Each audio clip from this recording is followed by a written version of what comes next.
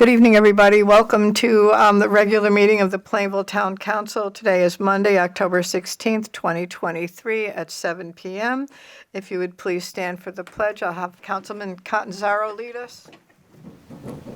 I pledge allegiance to the flag of the United States of America and to the republic for which it stands, one nation, under God, indivisible, with liberty and justice for all. Thank you for that. Top of our meeting, we have a presentation of the Aquarian Water Softening System update. Daniel Lawrence. Daniel? And Michael, would you say a few words before we get going? Yes. Thank you. Happy to have is the Vice President and is going to give us an update on the softening project in Woodford Avenue plant. Sorry about that. And answer any questions you may have. And I think it was a great opportunity to have him here tonight to speak to you directly. Because there have been some questions, and I think he'll explain that we had anticipated this system coming online a little bit earlier, so this is an opportunity for the public to hear directly, and for you to hear directly, obviously. Okay, great. Thank you. Welcome. Thank you very much. Did I get it right? Is everything on? That's All good. right, good. Again, thank you for having us.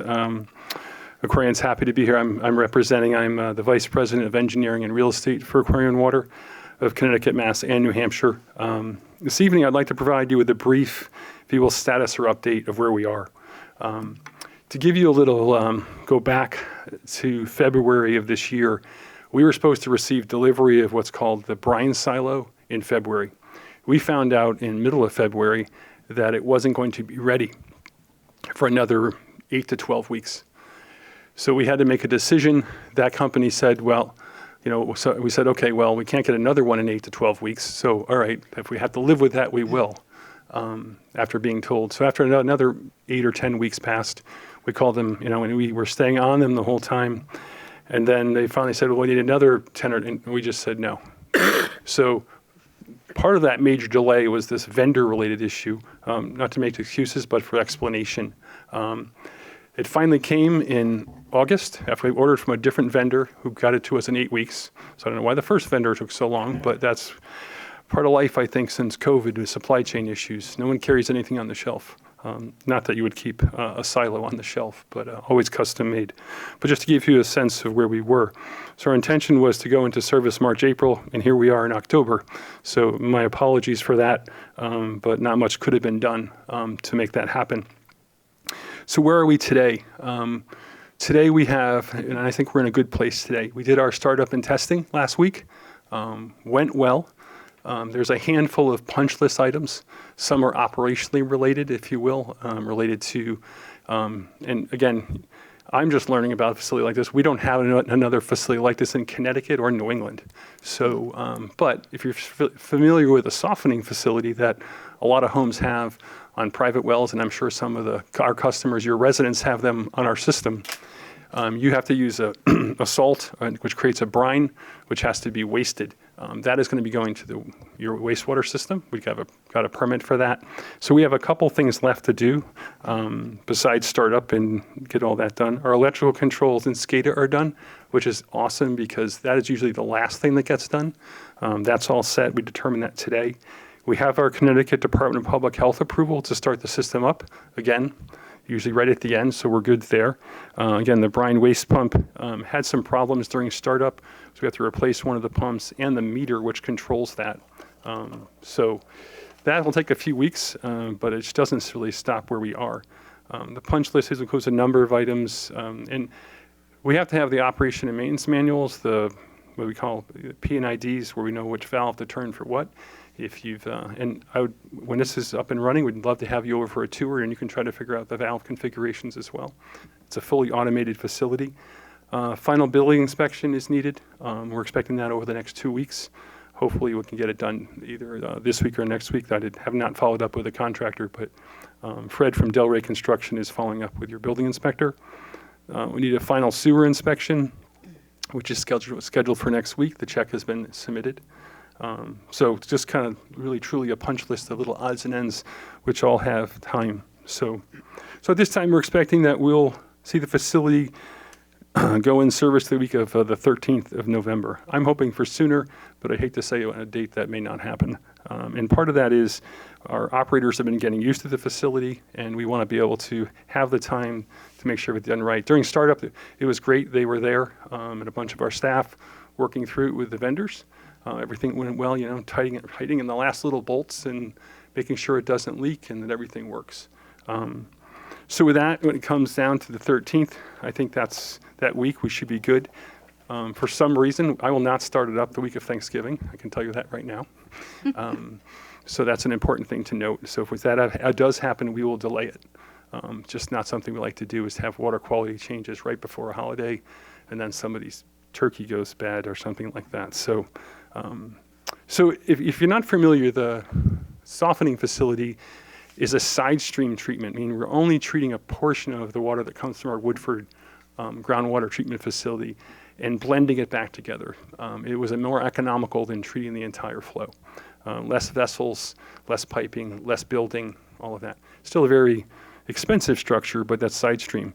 The intention for the side stream, and so what would be coming out of the plant, would be about 150 milligrams per liter of hardness. If you're familiar with what actually is in that area now, which is well north of 250, in some areas over 300.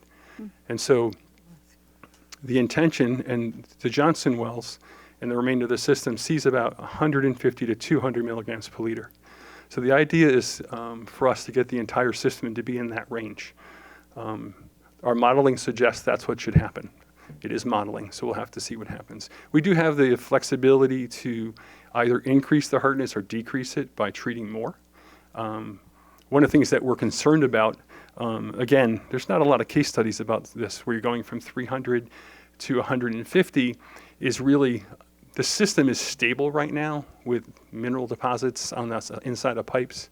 You could see some descaling of that if we change it too abruptly, which might create some discolored water. So right now we're going through a process internally deciding if we're going to start it at 150 or start it at 200 so that we don't have those issues. But I wouldn't expect the day I turn it on for someone's hardness to go from 300 to 150 in a day.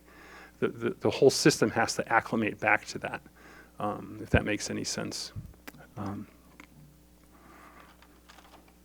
So those are the basic points that I just wanted to give you an update on, and be happy to answer any questions. Great, thank you. Does anybody have any questions? Yeah, Madam Chair. Go ahead. Just a couple quick questions. The first one, I'm not sure we'll have the answer, but is there a way to get like either a list of streets or on a map, shade a map to show which areas are going to be affected by this? I don't know if we have that. If we don't, and I don't expect you to be able to answer that tonight. And you talked about it's going to take some time. Are we talking like a few weeks to kind of get the system where it's completely run through, or we don't know because honestly, it's been, something we I don't haven't done personally know. I chatted with in Aquarian, we have a team, all they focuses on is water quality. Yep. So we have engineering, water quality, and operations. It's nice. We have specialties, large group. And they were not going to say one way or another. Okay, no, If that and makes that's sense, fine. because I mean, you are going when we from get the questions, over I just wanna 300. be able to tell them what. No, right. Be honest with and we them. want to be very careful, and we may end up doing some additional flushing just to work on that. But I would expect it to be weeks to a month, not Okay. days. But be flexible. Be flexible, understand, if obviously you have a question. I do have some graphics, but we've never shared these publicly, so I would have to change them a little bit just so you can have it. But basically, if you were to think about Woodford Avenue, that's where the treatment facilities, and that's where to the south of that is primarily where the hardest water is, because that's what Woodford Avenue serves. Yep. So if you come across east-west on Woodford Avenue and kind of just go south and stay to the east, that's generally where that area is. Okay. Right, that's where the 300, 250 area, Okay. right? And we could get you a map. I just have to. Hey, something, it doesn't have to be like. No, I have something really- very simple. I just Okay, don't. that's fine. I want to yeah. check Just that so it's when I actually- get the calls, and I'm sure we're all going to get Yeah, calls. we can post something on our website. Okay. And again, it's an approximation. I mean, a lot of this work was done by Ty and Bond in 2017. Not that anything has really changed. I actually followed up with Ty and Bond on the way here to make sure that the model matched what we're actually designed for coming out of the plant, which that is consistent. But again, it's a model of how water moves in the system, And then you have, and we modeled, at that time would have been, Valley Water modeled average day demands. So the Johnson wells have greater capacity than the Woodford wells. So on a maximum day when everybody's using water as much as they please, it will look a little different, right? Because, but if we can get everybody into that, and again, that's not soft water, let's be clear. 150 to 200 is not soft water. Right. I have a well, I don't live on a water system, mine water is in there. It is not soft, but I still can wash my dishes and I don't have the problems that you have up in the other range. Okay. So it's for that really south and east of that. But we can get a map and I'll get All it. right. to- Thank you. Yep. Thank you. You're All welcome. set. Madam Chair, Mr. Underwood? I have a question. When this system is online, will it improve the quality of water to all the citizens? So it primarily affects, as I said before, the area south and east below Woodford Avenue. The area that's right presently served by Johnson Avenue wells has that 150 to 200 right now. So one of the things we're going to try to do, because right now we limit the use of Woodford to isolate that so it doesn't, if we can increase that, it might extend it a little further. I mean, we've had a lot of calls from customers asking where is it going to happen and where is it going to be. I would say this, it's a water system, water flows depending on what the demands are and where the water's coming from. So your hardness will fluctuate like anything. You probably won't notice it if you had softer water, right? You may not, but you may see a little bit of that fluctuation. And again, through the summer demands, the Johnson wells will go on more. So but again, they're up on that 150 to 200 already, closer to 200 if I recall. Does that answer your question? Just one more question. When the system is fully online, can we expect an increase in the cost of water? So when we do projects, those costs are not immediately attributable to our customers. We must go through a rate case and recover those costs. So that has to go to the Public Utility Rate Authority and a rate case for us to go about that. Thank you. You're welcome. Any other questions from anybody? Madam Chair, Go ahead, Rosemary. I realize this is going to affect primarily people right now that are getting their water from the Woodford Avenue aquifer, not the Johnson Avenue. Any plans for the future, though, to do something for the total town? Yeah, I guess that's a question that we've bantered a bit. I mean, hardness is a secondary standard. There is no health action or maximum Right. contaminant level for it. Many people have asked, why did you continue?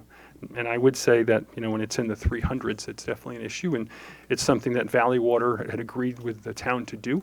And we felt like we needed to also honor that request. So at this time, there's nothing in our plan to do Johnson from a hardness standpoint. We are going to have improvements at both facilities over time. So we'll have to see how things look when we're all done, right? And again, I don't know if we can maximize Woodford's use a little bit more. It's possible we'll see a greater benefit. But So there could be some mixing in with, it's going to mix, Yeah, it's right? going And to it'll be day to day. So like in the winter, if you will, we can affect more of the system because there's demands are much lower. yeah, As the demands go up in the summer, Johnson is the larger source, so we have to right, okay. cut down that. So again, So I'm going to send you an average day scenario, which is okay. take all the water usage, divide by 365. So it probably represents really legitimately like March, April, and then from like now for another month or so. And then, so it's hard to simulate, but we'll be able to do some testing. And I'm sure many of the customers would prefer that to see where we're getting the hardness and where it's affecting. Right, so there may be some limited benefit to people who get their water primarily from Johnson Avenue. If you're up by the Johnson wells, there's going to be basically no benefit to No you, benefit. right? The closer you get to Woodford, then the more. And it's again how the distribution system's constructed as well, and how water moves.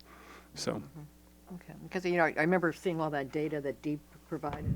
I think Yes. Kathy, we were both at those meetings. And, there obviously was a big difference between the two, but it was all very hard, I think, was the classification that they used for almost all of it, yeah. Very, very, very hard. Yeah, yeah, that's over 300 is very, very, very hard. But I just want to be clear that your water will not be soft, right? 150 to 200 is still Still- reasonably hard water. it is, yeah.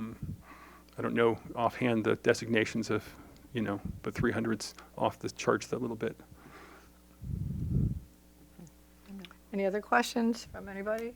One question, if I could. Go ahead, on Michael. Clarification. So Daniel, just to help me understand the science and the clarification that levels will come, trying to achieve bringing down a level of 300 to 150. Are we talking about the hardness is attributed to magnesium? Or is it other elements in there, Calcium. and that's what the system takes out, or is focused on one particular element, or? I'd have to go back and actually check the chemistry. So the ion exchange, ion exchange, I gotta get it right, but ion exchange units are designed specifically for the water quality. I can get back to you on exactly whether it's which components, but they are designed specifically to remove the hardness out of this water.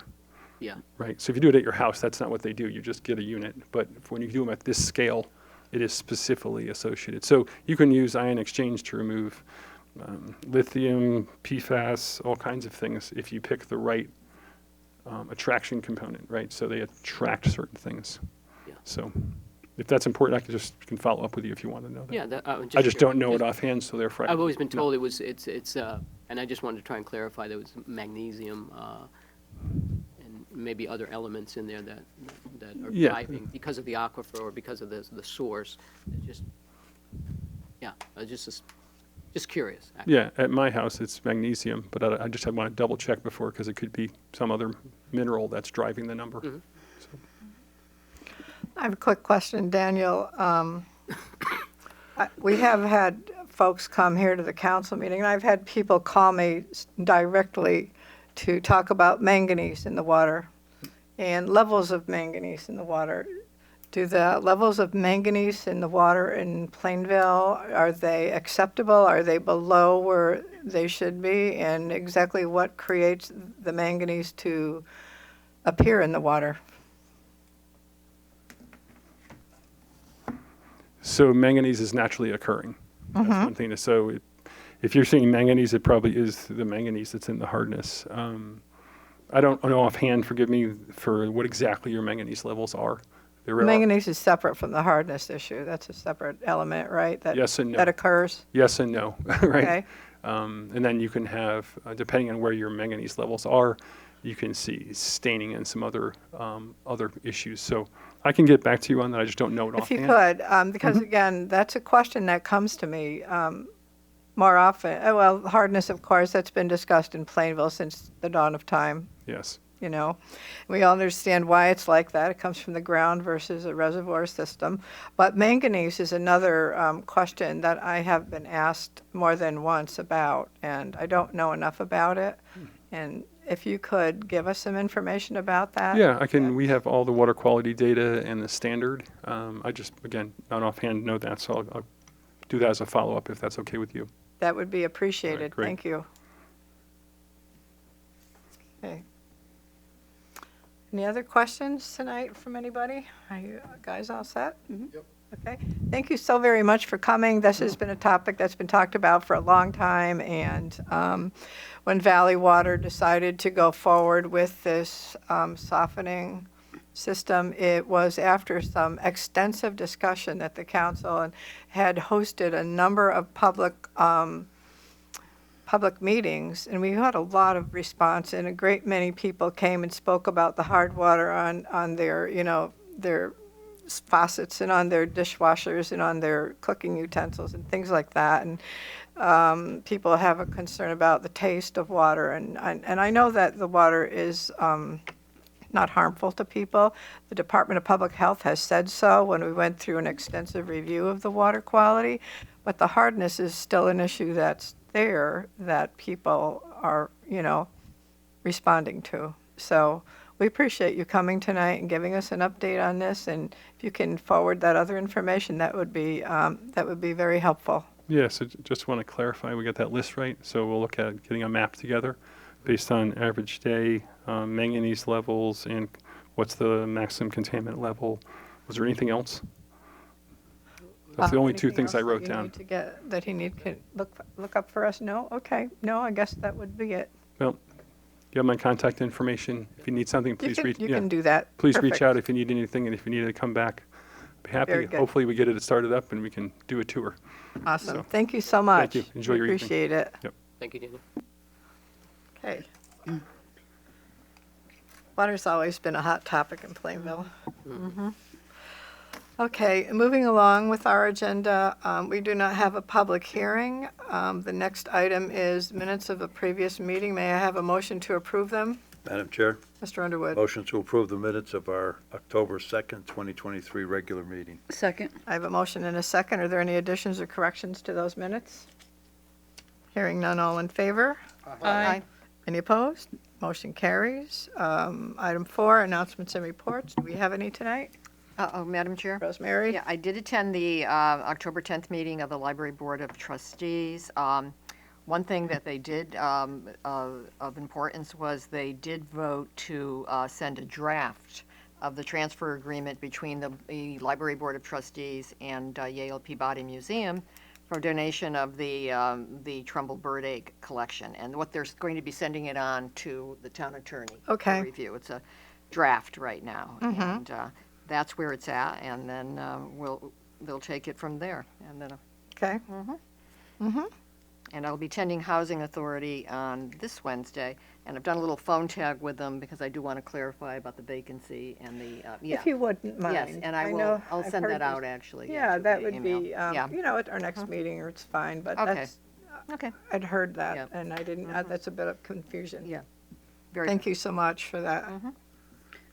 Anything else? Does anybody else have anything to report? My turn.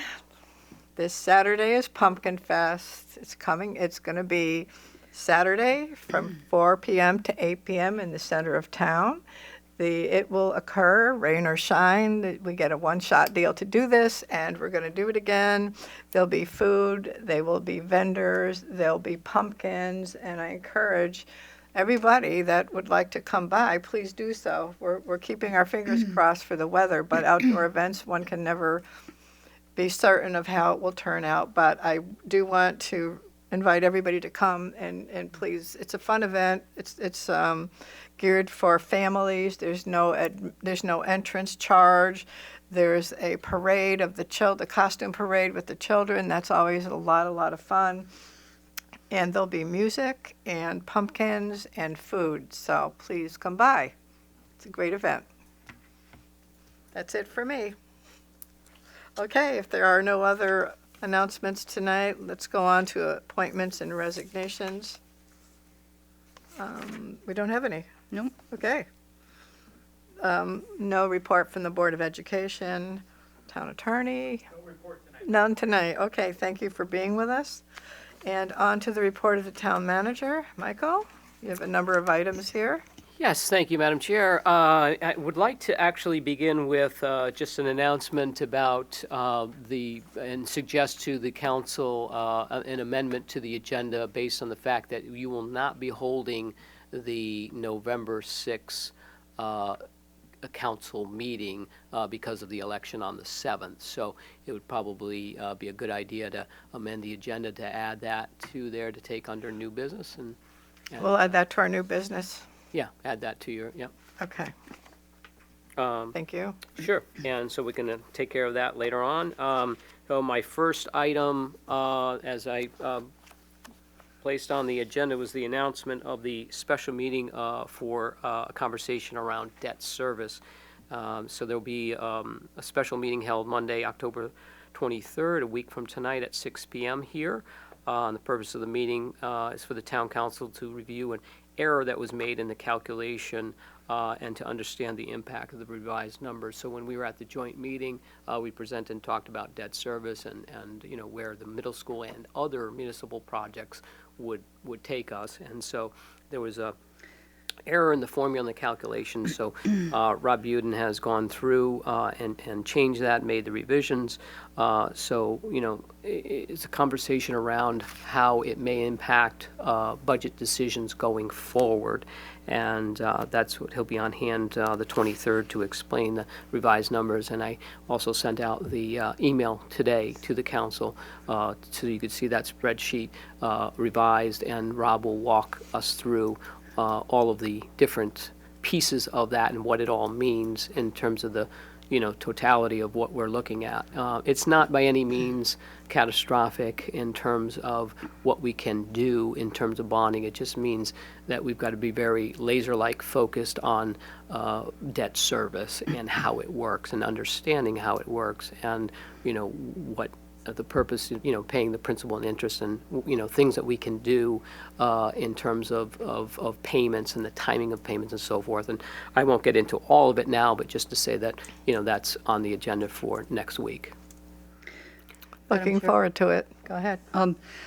Mike, is that going to be taped on the 23rd? Because as you know, when we had that presentation and he presented the information that turned out to be an error, that was taped, and so the general public got to see that, and now they're not going to get the corrected information if that's not, Yeah, correct. Great. if that's not given to the public too. Great question. Yeah, Okay. I have not asked, so I will ask tomorrow to see if they can schedule for Okay. us and come back and do it here to tape that. That's a great Okay. idea. Okay, thanks, Mike. Sure.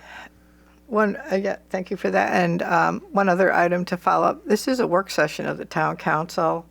There won't be a public hearing during that meeting. And during work sessions, it's an opportunity for the council to actually speak with each other and with, it will be Rob mostly this time. So there were some questions about if the public can attend. Of course, it's an open meeting. Anybody in the public can be here and listen.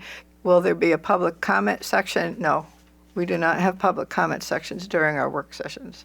We are happy to answer questions afterwards. Anybody that needs our email or to speak to us after the meeting, we'll certainly make sure that we're available for that, but there's not a public comment section during our work sessions, as we've always done. Just wanted to be clear on that. That was asked, I think, some time ago, but that's where we're going to go with it. Thank you. Yeah, and I did, just for transparency, didn't invite it, talk to Kevin Case about inviting the Board of Education in terms of their Sure, concerns. of course. Again, that's why I made the comment, it's not catastrophic. It's not going to mean that, the town doesn't have the capacity to bond. We do. It's just having to decide how much and what we do. So it's more than it's not a meeting about the middle school. It's a meeting about a larger, how does it affect the budget going forward? So we're not making any decisions on the middle school, but, in order to be transparent, to invite them and come, as you said, it's a public meeting. Yep. And they can hear everything that we're going to talk about. We're not going to make any decisions about the middle school. It's just about the debt service. Thank you. So that is item one. Item two is ARPA funding update. So this, you should have, excuse me, the printout, updated printout of the projects. And as you recall, ARPA funds need to be obligated by December of 2024, which is to say they need to have a public hearing and be approved by the town council. That's the way they see it. We didn't get a printout of that, Michael. Oh, you did not? No. No. Oh, Would you I'm like one? sorry. I've got it on No, I my think my I've got it. device, but there are some folks up here that might want a Oh, is it? printout. Okay. Can you make a copy? Oh, of course, yeah. and- Thanks. And you got it? Okay. Yeah, okay, I'm sorry. But it is on your device, correct? I have it. Okay. Yeah, but What page? Yeah, sometimes it's a little easier. I work on paper. It just seems to be a bit yep, easier. just want to make sure everybody can take a peek at it Yeah. together. And, so funds need to be obligated by December 2024, and then all ARPA dollars must be spent by December of 2026. So I think, that just helps to reiterate that. I think we all knew, but just don't want to lose sight of that. And the list obviously shows that we have $2,077,992.49 left, and obviously, we've got some money left there, and at a future point, we can discuss other projects, but I'll point to one on there under school facilities. Obviously the boiler, we rescinded the vote originally, and that's ready, is out to bid, actually, and It'll go out. it'll go out tomorrow. So it's ready to go out, and that I would say is probably likely to exceed the 578 that we have in remaining balance for that. But if you go through that's listing, you'll see that some of the projects that have already been approved and obligated and spent, like the firehouse window replacement, you have a balance there of $41,965. And same could be said with the police department equipment software with a balance of $33,081.18. And then further along, the municipal center down near the bottom, furniture desk replacement, a balance of $8,013.14. Just in terms of projects complete. So there is balances here and there, that some projects that came under budget. The 5 items that remain are the Class A apparatus replacement, the radio system replacement, the Convolt gas tank system, and the infrastructure improvements to White Oak, and the Plainville Housing Authority. Those are unobligated at this point. And I will say on the radio system replacement, was hoping to get a grant that we wrote to cover that so that we could have additional funds to maybe reprogram, but unfortunately, I have not heard anything positive on that, and not hearing leads me to believe that we are not funded, but I'm still waiting for confirmation from our Congresswoman's Hayes's office on that. But I don't hold out any hope that we'll have that grant approval. So that would likely, the radio system will have to stay in place. But again, it's up for discussion. Obviously, we've got unfinished projects, but that's where we are at this point in time with five projects left. Okay. And again, subject to adding or trying them, but I think we've been pretty clear about the process in terms of, going through a public hearing process and getting that approved and keeping track of this. So Rob has, is a great, he's on top of it, and so he's right down to the penny with us, and we've got a balance left, and we have a time frame in which to do it. So. Okay, great, thank you very much. Next is, excuse me. Item 3, I wanted to give you an update on the landfill closure project. It's making good progress and is expected to be concluded by the end of December of this year. Of course, that weather dependent and subject to weather could extend that timeline, is what I'm trying to say. But we hope that things continue to move with progress. There were some hang-ups with the state and regulatory issues in terms of getting approval. But one of the hurdles that we cleared was from the material that was on site, and Connecticut Deep gave LEA, Laredo Associates, our consultant, the approval to reuse some of the existing material that's on site for cover material. So that was a big piece of the puzzle that we were trying to wait for in getting authorization. And so they're on track to have the southeast portion of the site complete by today, which I've heard that they have, and that the roadways superintendent is emptying out containers and beginning to move, or scheduling to move up to the southeast portion of the site. And I believe I sent pictures that I thought would help, that you should have in your packet as well, that you'll see the millings and for pavings that was laid out, rolled out on the southeast portion. That's for roadways to take advantage of in terms of moving out to the southeast portion, so they can get their operation, not be impeded by the truck traffic that's coming in with the truckloads that are coming in for capping as part of the capping process. So it is a work in progress, and I hope the pictures help to try and illustrate where we're going with that. But it's essentially moving dirt, moving earth, bringing it in, and packing it in, rolling it out, and packing it down. And I think I also included a report from LEA in your packet as well, and I do have another updated one that came in Friday after the packet was sent. So to date, they've received 135,529 tons of material. And again, more is approved, it's inspected, it's sourced, it's inspected, and then brought to the site, and then used to compact the area. So hopefully I'll be here in December, and hopefully with good news that we're in the final stages of capping it and getting approval from the state, and then it'll be ongoing monitoring after that. But that's what I have for you at that point for the landfill.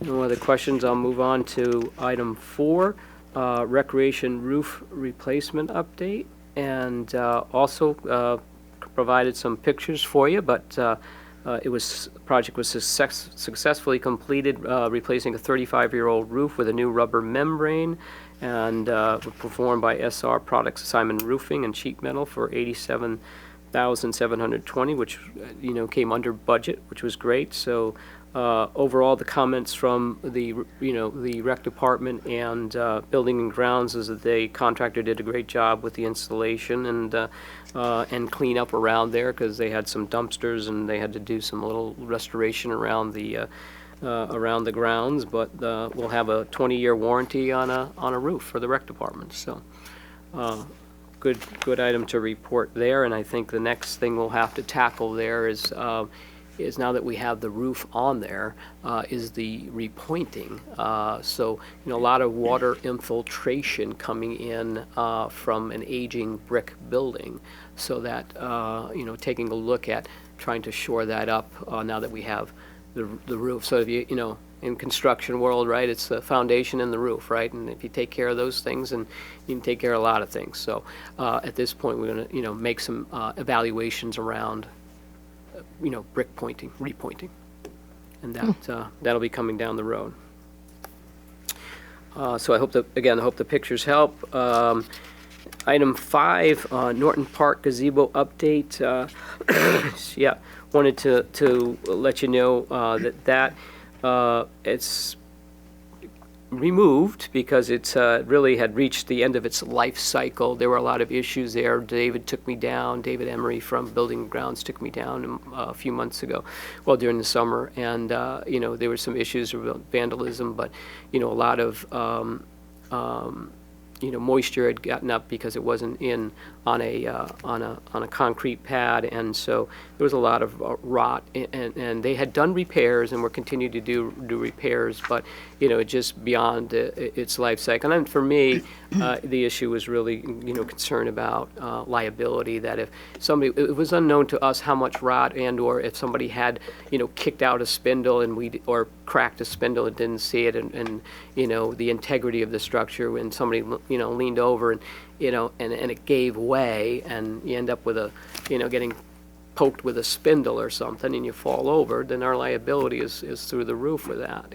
So I think having I think it's a great amenity, and I think people love it and they use it quite a bit. And I think it was just a natural to say, teaming up with the Pettit Foundation, reaching out to Dr. Pettit, and Bill said he would be happy to do a 50-50 cost sharing in that. And we have the funds available in the undesignated portion of the CIP pot of money to be able to undertake the cost of replacing the gazebo. And it'll be probably all in all, with the gazebo and the slab, the landscaping, and we also, because you're putting in a slab, you've got to get, the pavers are now, have to be relaid and aligned so that we have a smooth surface and ADA acceptable to do that. And probably, I think the estimates are still coming in, but probably around $25,000 in total. And we'll do a 50-50 cost share with the Pettit Foundation. So I thought that was reasonable and something we want to do to reduce liability. And I think it's just a great amenity. So think people come to use the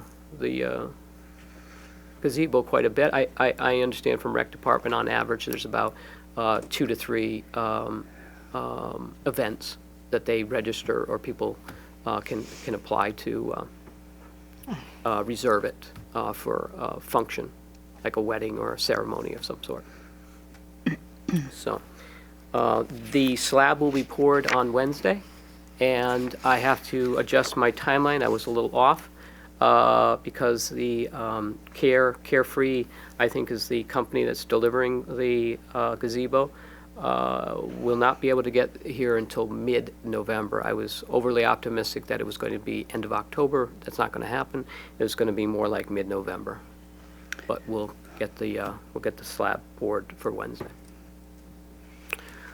So that is my update for the gazebo. And item 6 is Honor Heights, and a lot of it is a repeat of what I've had in previous meeting updates and town manager notes.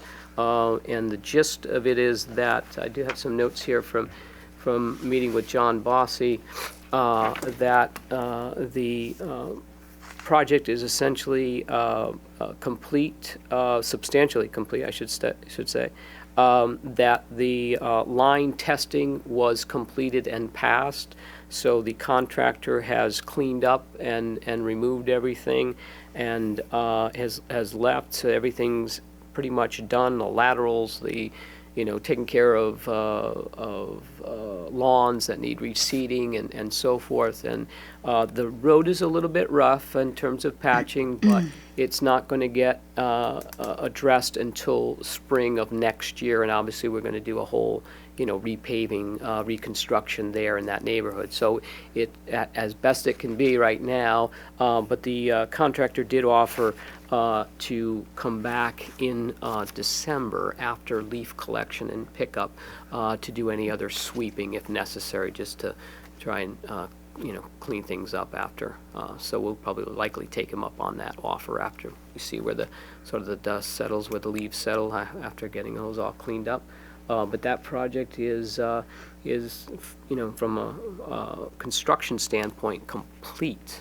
And now it's just the suggested, and again, it's on the agenda later on for new business to set that special meeting for November 27th to begin to discuss the assessment and other financial ramifications with that project and timing of that, public hearings and so forth. So there's a lot to tackle there, but that'll come in November. But the project from a physical standpoint, infrastructure is complete and tested and passed.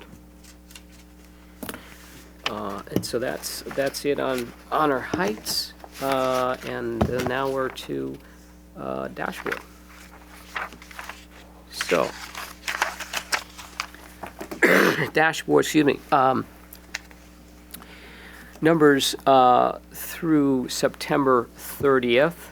The original budget of $68,070,687. We are spent through 9/30, $22,191,197. So that's a percentage spent of 32.60, and the 2-year average is 32.23. So just slightly above. Minuscule, but we're running right in line with what we normally do for 2 years. And it breaks down, that's the overall total. In the first top box, the general government budget is running at spent through September 30th, $10,737,226 of the original $24,998,890, which represents a percentage spent of 42.95%, and that's slightly above the 2-year average of 41.68%. And then on the Board of Ed side, $43,071,797. That's the original budget. They have spent through September 30th, $11,453,971, and the percentage spent is 26.59%. and just a hair above the 2-year average of 26.55. So right in line on the Board of Ed side, a little increase on our side, but not way off it by any means. So we're, I would say, running right in the right on line with the 2-year average with respect to that. Next page is a breakdown of the police and dispatch overtime expenditures.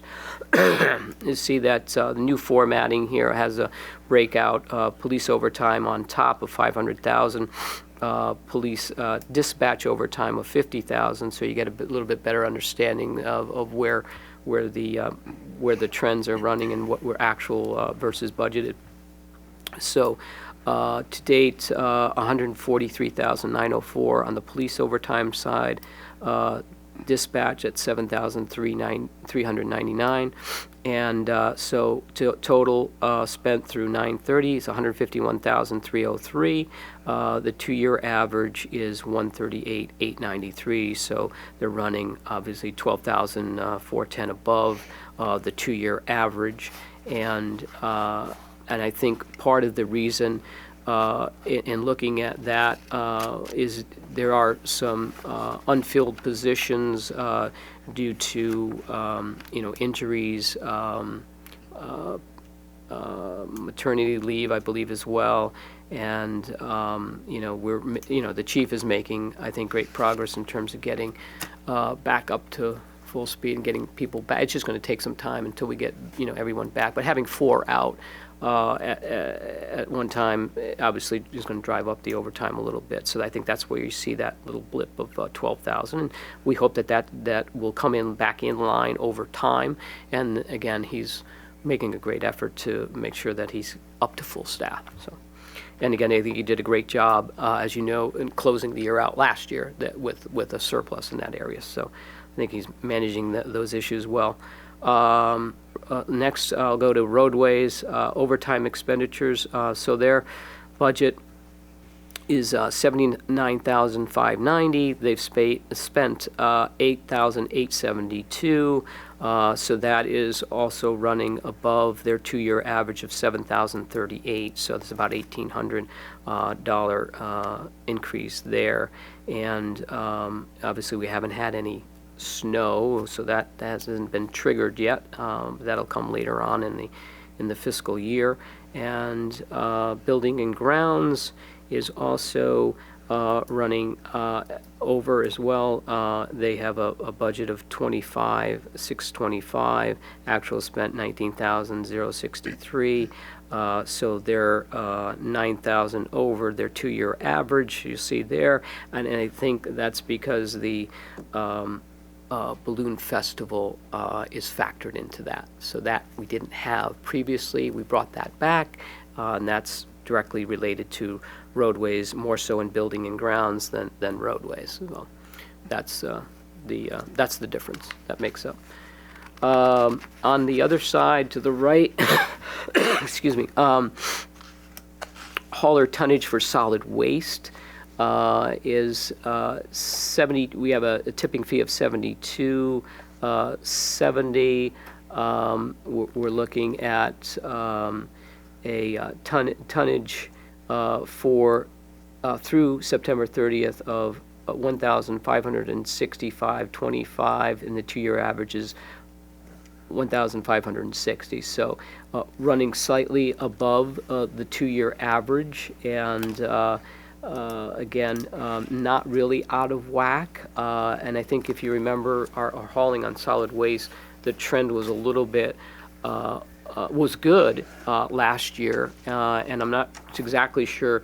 I don't know. This doesn't really concern me at this level right here early in the year, but Rob and I will continue to monitor that. And again, it's kind of hit or miss on that, depending what comes out, and we'll just keep an eye on it. But it's not far over the 2-year average, so I'm not really concerned about that.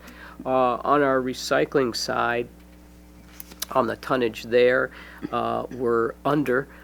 So you see through 9/30, we have 200 tons just over 200 tons, and the two-year average was 237. So we're running under the average there. But again, the tipping fee, the actual tipping fee is more than we budgeted, so we really have to keep an eye on that and look at when that comes up in terms of figuring out, well, the whole industry, I think has got turned on its head, where we used to make money on recycling, and now, you're paying. And so I think it's just trying to be, trying to read the tea leaves in terms of where that whole industry may be going, and try to position ourselves to get a better rate for that. So we'll, again, keep an eye on it, but, as long as the trend continues that we're under, that'll help us.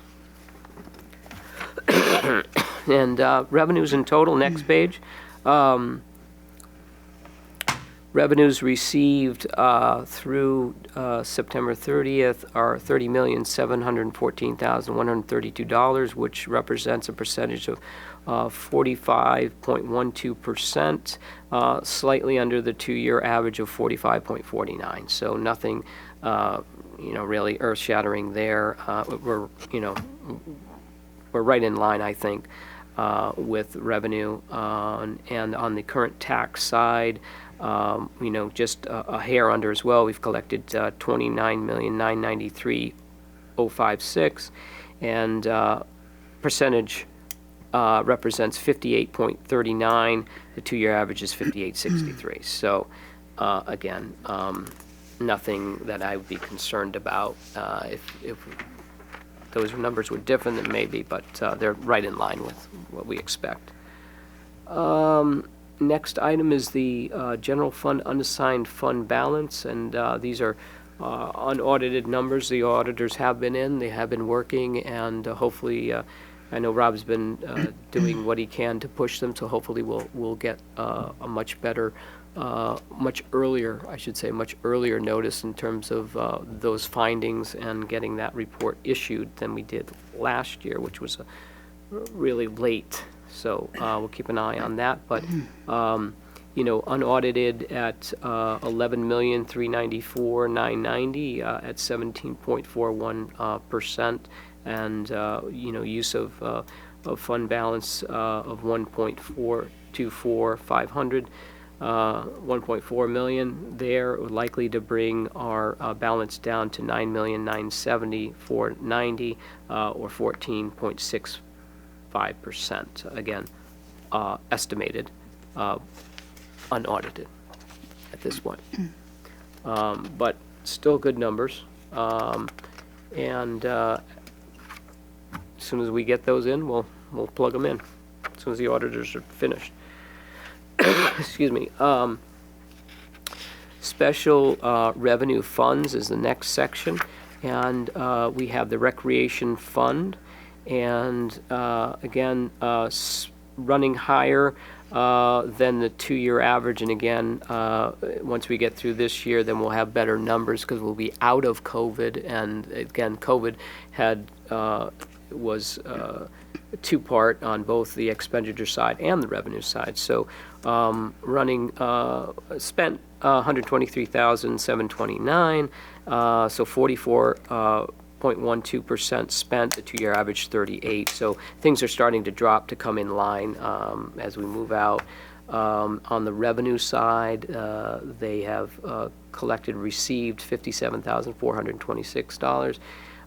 Which represents 29.45%, which is over the two-year average of 24%. So again, expenditures running higher, but revenues running higher as well. And on Robertson Airport, their expenditure through September 30th, $143,919, or roughly 15.53%, and everything running in line there. Revenues of $34,000 on that side. Things remain relatively steady. It's a lot of fluctuation with projects and funding of projects with the FAA. Most recently, the fence project, and we're trying to get that. We're trying to get a determination on whether or not we can still get that in on this season, given the weather. There's some bit of concrete work that needs to be done, and we're going to talk with the contractor about that and whether or not he can finish it or be able to conclude the project this season, or if it might be actually a spring project that might be scheduled rather than trying to condense or try to work in the fall with the deadlines. So nothing out of the ordinary with Robertson. Water pollution control. Again, I think I may have mentioned last year we see this happen with the expenditures look, as clearly half the budget of a $4.5 million budget and 2.2 million, or almost 2.3 million spent through. But again, still under the 2-year average, and that's just the sewer has encumbrances and contracts that they are front-ended, so that's why you see that this is consistent, and so there's nothing to worry about this. And again, they're under the 2-year average with respect to expenditures. And their revenues obviously are just starting with the bills that have gone out at 49,000. So they're showing well over their 2-year average as well on the revenue side. So nothing out of whack there. That's just the sequencing of how their operation works, and everything looks normal and in line there. And then we have the next page is our library fund. Excuse me. Spent the budget of $787,523. They've spent $261,842. That's a percentage spend of 33.25, which is slightly under their 2-year average of 33.99. So again, everything right in line. And on the revenue side, 148,357 represents a percentage received of 18.84% received, which is under their 2-year average of 1904. And I think that has to do with the interest and investments that are off in terms of the market, but not far off. Obviously, it's not those numbers aren't far off, and appear to be in line with the 2-year average. And last but not least, the major projects report. And I think what we're going to try, and I'm going to sit with Rob we might be looking for an update next time around with some of the adding some additional projects that we want to try and track on this. But again, that question that keeps coming up on Wheeler, I don't have a crystal ball. It's complete, it's been done, it's been filed. There's some money there, significant money there, and when that's going to be released from the state, it'd be nice to have that cleared out. But again, we're at the mercy of the state and their processes of driving that through. ARPA we've discussed, so we'll have further discussion on that. I don't have much information on the turf maintenance fund, but I think that's something we're going to have to jump into to make sure that there aren't any surprises with some delayed maintenance or anything like that. So we'll have to take that up with the school side. Town Line Road, all finished in terms of balance, and I think I mentioned that again. That's another one where we've got to figure out if that 80,000 can be reprogrammed. And the road bond, 82% complete as well. So that's about it for my notes and for the dashboard, and happy to answer any questions. And I'm sorry I coughed through most of that. I apologize.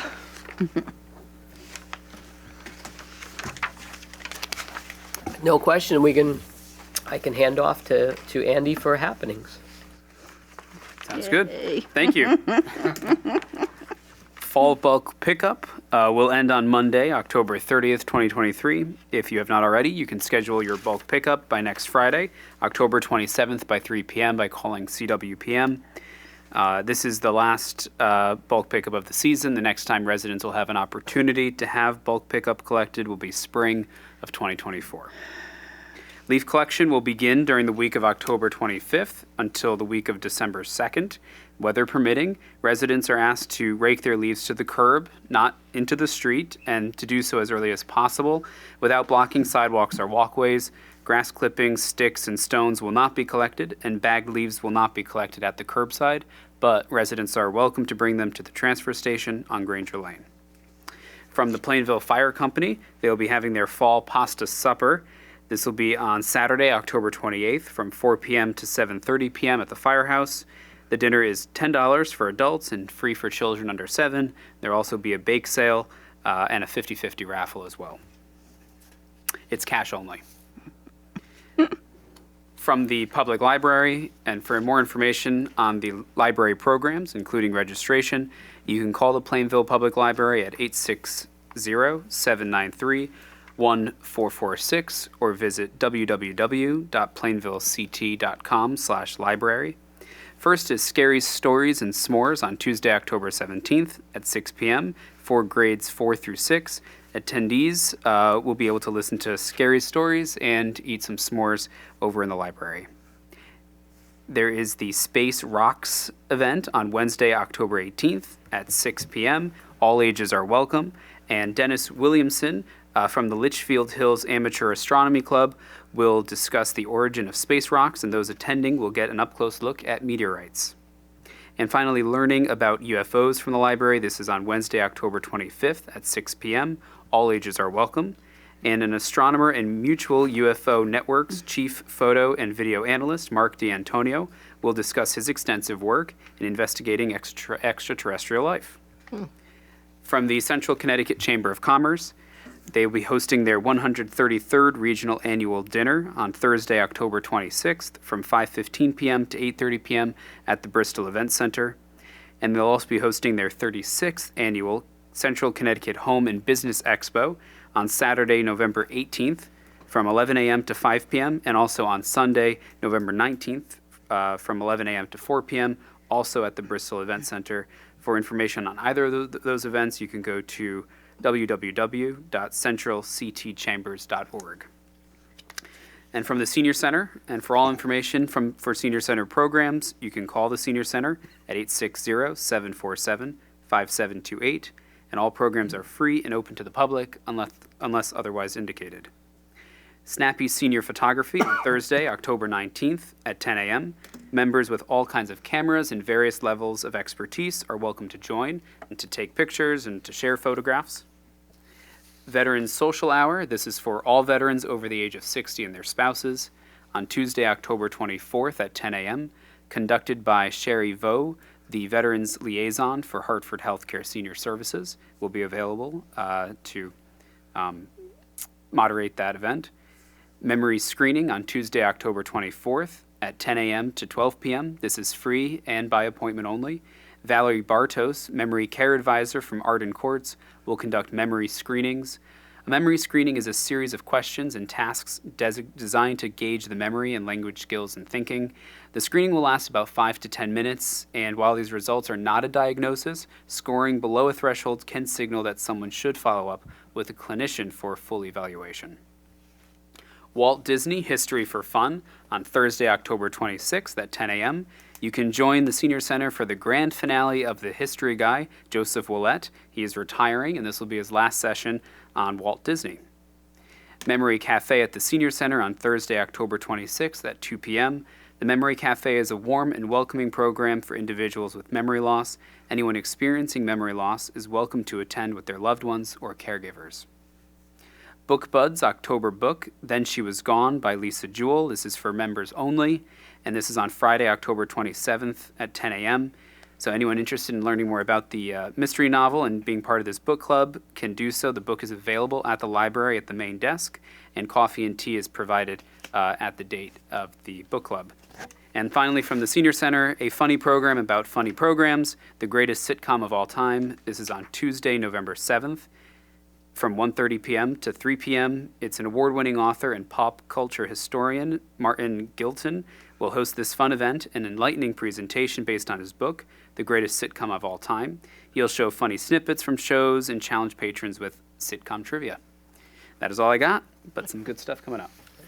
Great. Madam Chair, Yes, go I ahead. just have one quick question. Yes. The schedule by neighborhood for the leaf pickup, Yes. is that going to be posted Yes. on the website?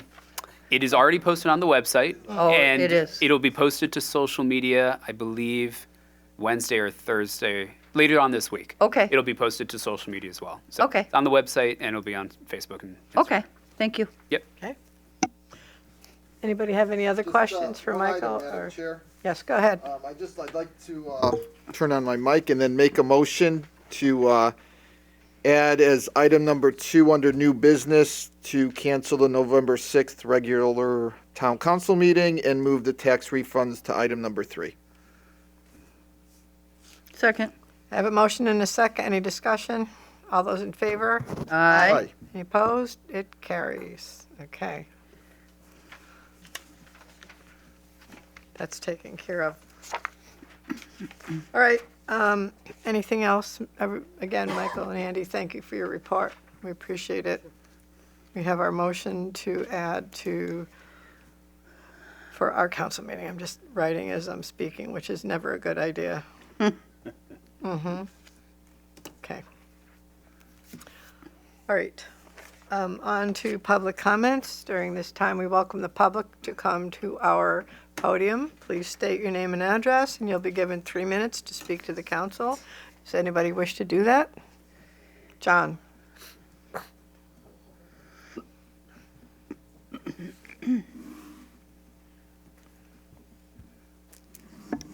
John Kislick, 65 Forest Hill Avenue. I hope I don't run out of time today, but one good thing, public attendance has increased 100% from last meeting. That's great. That's rewarding. The other thing, I thought this place would have been crowded tonight with the speaker from the water department, but the only thing I have to say about the water department is I do not drink the Plainville water, and I'm not gonna, unless it's filtered. When Frontier, Eversource did gas lines on Milford Street, once you pass Linden, somebody blocked off all the storm drains with a fabric, and they haven't removed it yet. I don't know if the town did it or not, but there's been some serious flooding there. It's right across the street from Marilyn's house. One guy was almost knee-deep in water one time, so if somebody from the town can check that out and remove them, it's all the way down Milford Street. And maybe Milford Ken Street also. Extension? Is it every storm drain or just a particular one? No, I think it's all of them, unless some wore through already. Okay. Can we have somebody look into Absolutely. that, please? Yeah. Thank you for that. And that's, just to clarify, is that Milford Street Extension? No, not Extension, Milford Milford Street. Street, okay. Yeah, Milford Just Street. past Linden. Just past Linden, okay. Yep. The other thing I have is, some of this may pertain to your work session that's coming up and what the town manager mentioned tonight with this middle school project. You know, I can't understand why so many people are so anxious to spend $60 or $70 million. And from what I've seen from school minutes, they're already doing some major things there. But we have the time now with the interest rates the way they are. And the thing that's been bothering me for months, I even talked to Henry Martin, is the money they owe us for Wheeler School. I've been talking about that before. Now, it seems it's a majority of Democrats, especially the council, and on the Board of Ed. Can't they get a hold of somebody in Hartford and put a push on them? These people just allocated over $1 billion for something that's going on, and they just selling over $1 billion worth of bonds. Least they could do is pay Plainville what they owe us. That would help us a lot towards what we want to do to this school. So that's just one thing I had. And the other thing, the Senior Center newsletter. I was really surprised to see they're advertising for members for inland wetlands, planning and zoning board of appeals. I just thought that was strange to put that in the Senior Center newsletter. But while I'm on that topic, I've been attending all Park and Rec meetings. Remember the meeting that I'm banned from being a member of? Well, that position is still open. And there's probably going to be another one that's going to be there because the person hasn't attended meetings in a year. So I just want to let the council know the position's open and I'm available. Thank you. John, just a point of information. I do know that regarding the Wheeler school reimbursement, Rob Buden checks on that almost almost weekly. I've talked to him about that and when we should be able to expect that, and he does call and he checks on it. It is in the hands of the state and they move at their pace. So it is being followed. Right. I just want you to know that it's not being forgotten. Well, I was given a contact by Henry Martin, and I called the state too. I even had people calling me back, and then they just drop it. But I'm figuring with some of the Democrats, some of them have to have some kind of pull there more than us in the town. Talk to somebody, say, come on, you're hurting Plainville. It's way overdue. Thank you. Okay. Does anybody else wish to speak that has not done so? Lou, nice to see you back.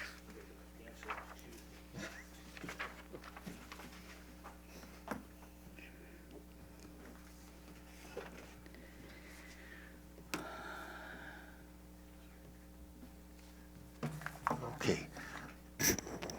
Lou Frangos, 10 Fairbanks Street. A couple items. The first, I'm curious to know how our 4-day work week is working out. I think so far so good. I'm sorry, sir, any impact or anything?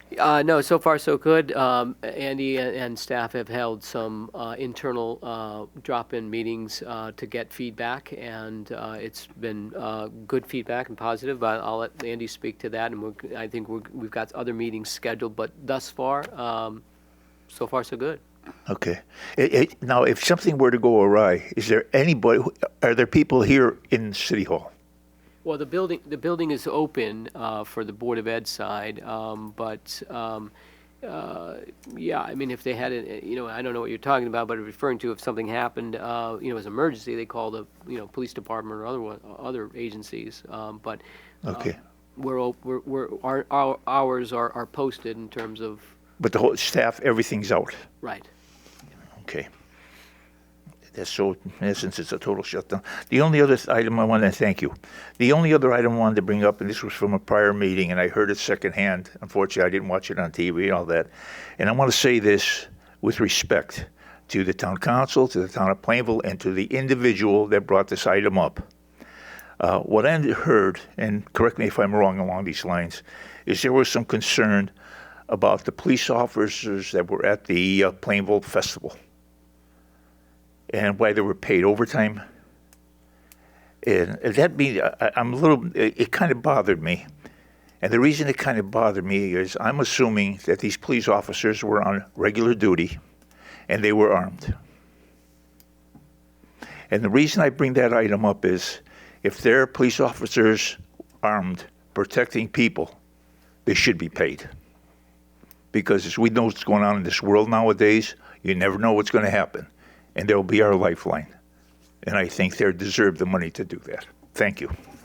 Thank you. Considering there are no other members from the community here, I will close the citizen comments. We're going to move on to our new business items. May I have a motion for item number 1, please? Madam Chair, Mr. Underwood. motion to establish a special meeting in the Municipal Center for Monday, November 27th, 2023 at 6 p.m. regarding Honor Heights. Second. I have a motion and a second. Any discussion on that motion? Hearing none, all in favor? Aye. Any opposed? Thank you. Item number 2. Madam Chair, Go ahead. motion to cancel the November 6th town council meeting. Second. A motion and a second. Any discussion? Just for point of information, historically, the council does cancel the meeting before the municipal elections. So that's the reasoning behind this. Any other comments? Hearing none, all in favor? Aye. Any opposed? Item carries. Number 3, please. Madam Chair, Mr. Underwood. motion to approve the tax refunds as listed on the addendum. Second. I have a motion and a second. Any discussion on that? All those in favor? Aye. Any opposed? Motion carries. Thank you. All right, other discussions of interest. Michael, do you have anything else for us tonight that we have not already spoken of? No, I do not. Okay. I just have one quick shout out, and I should have done this earlier, but I must do it right now. Thank you to Chris D'Argenio and Tammy Lombardo. They are the co-chairs of the Pumpkin Fest. There's an enormous amount of coordination that has to happen for this to occur, and they are on top of it all the time, and they work very, very hard at doing that. So I do want them to be recognized. Also, many, many thanks to Buildings and Grounds, Police, and the Roadways crew. These departments are essential to having this happen, to keeping people safe. They move around tables and chairs, and they make sure we have lights out there. And there's a lot that happens, and generally behind the scenes, people don't really see it, but they work very, very hard, and they're an enormous help. So I do want to make sure I thank all of them for all that they do for us all the time. All right. We do not have an executive session tonight, so I'll ask for a motion to adjourn, please. So move, Madam Chair. Second. All those in favor? Aye. Motion carries. Thanks very much.